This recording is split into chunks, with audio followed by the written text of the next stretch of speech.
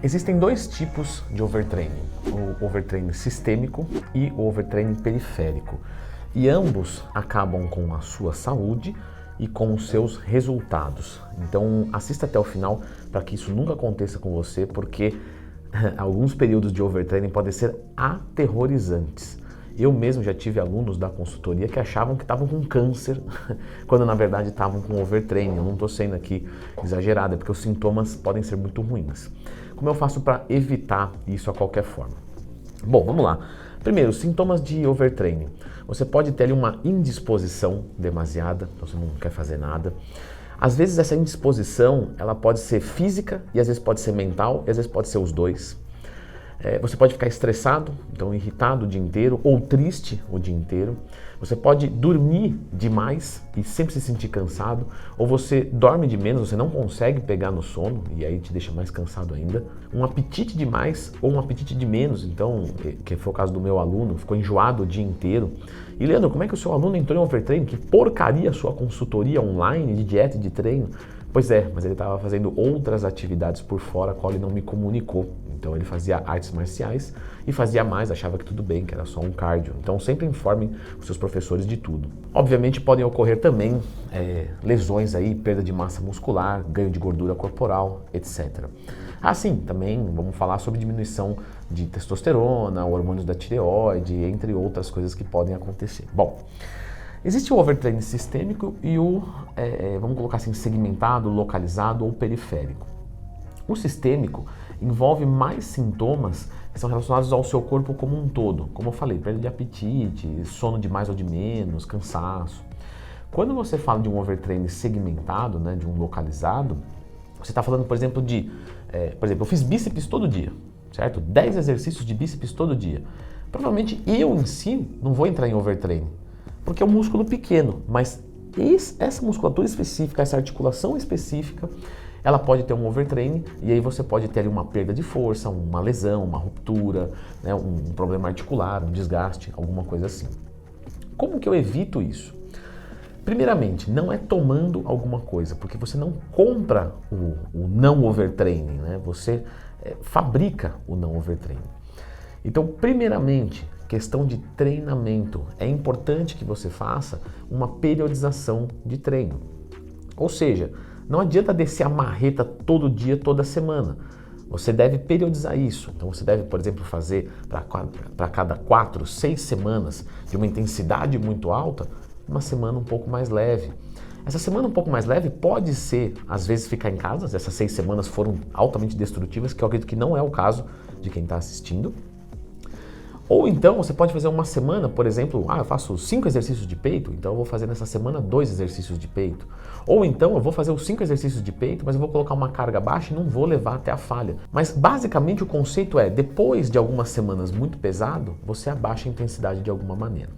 Quando você está falando de um overtraining, por exemplo, ali segmentado, você precisa dar um descanso adequado para os músculos. Então, a própria estruturação de treino já faz parte. Sabe aquela pessoa que de repente fez peito, tríceps, costas e bíceps, e aí no dia de perna ele fala, eu vou dar uma puladinha e vou voltar para o peito. Você entende que essa pessoa está encavalando treinos, e isso pode também levar ao overtraining de forma segmentada, às vezes não central, né? Por quê? Porque o seu corpo vai dar conta de se recuperar. Afinal, você vai fazer um treino de perna ali, fez um de peito. Só que o seu peito, né, as articulações, ombro, cotovelo, entram no estresse. Então você começa a ter um overtraining localizado. E aí você tem uma lesão e você não entende de onde veio, você acha que foi só um azar. Quem nunca viu isso? A pessoa treina pesado pra caramba e às vezes vai pegar um sofá e aí se lesiona. Fala, nossa, me lesionei pegando o sofá, que azar. Não, essa pessoa já ia se lesionar de qualquer jeito. Ela já estava com as coisas enfraquecidas. E ali, que é um momento às vezes que a pessoa não pegou com tanto jeito, acontece. Mas ela poderia muito bem ter se estourado no treino. Então a gente tem que lembrar que o treino é agressor. Automaticamente, quanto mais agressor ele for, mais rápido você tem que fazer algo chamado de deload. Obviamente que eu estou falando aqui, pessoal, sobre o overtraining, certo? Porém, o overtraining não é só relacionado ao treino. Olha que coisa. O overtraining ele pode ser entendido também como uma baixa capacidade de recuperação. Como, por exemplo, para quem dorme mal. Então aquela pessoa está fazendo um treinamento perfeito, periodizado, mas ela dorme mal. E aí automaticamente a recuperação dela é ruim. Então ela pode entrar num overtraining mesmo sem ter um excesso de treino matematicamente falando. Mas para o corpo dela que não se recupera bem, ele entra em overtraining. Então a gente precisa entender esses sintomas. Se você estiver sentindo algum desses sintomas, é hora, porque já passou do ponto, é hora de você tirar, por exemplo, uma semaninha off, uma semaninha de boa, uma semaninha de descanso. E aí você volta novamente. Só o sono, Leandro? Não. Se você, por exemplo, está comendo mal, então você não ingere proteínas o suficiente, automaticamente o que vai acontecer? Você não vai conseguir se recuperar. Ou então você não ingere calorias o suficiente, você está comendo lá 800 calorias por dia, sendo que você pesa 100 e poucos quilos porque você quer emagrecer muito rápido. Você vai entrar em overtraining. Então, não é exatamente um overtraining, né? Seria um undereating, ou seja, você está comendo muito menos do que é o adequado. E, obviamente, tudo isso também pode ser relacionado. Então pode não vir de um ponto específico.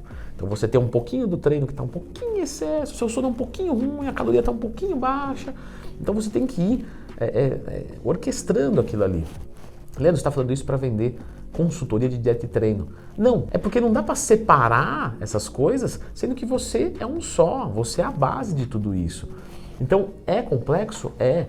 Tanto é que a gente tem tantos vídeos aqui no YouTube, tem o canal aqui Fitness Inteligente para isso, não se esqueça de se inscrever, porque é complexo, é um assunto complexo. Quais são as minhas dicas para você?